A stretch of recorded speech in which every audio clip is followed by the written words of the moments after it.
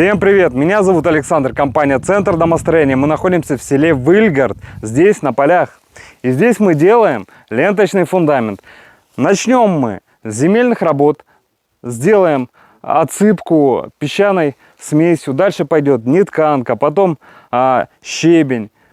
Это все дело, конечно, песок мы будем проливать, трамбовать, щебень тоже трамбовать.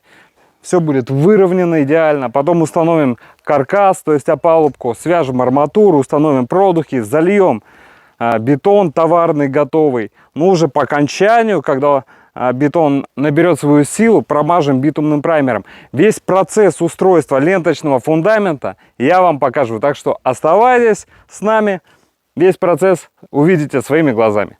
Не прощаюсь.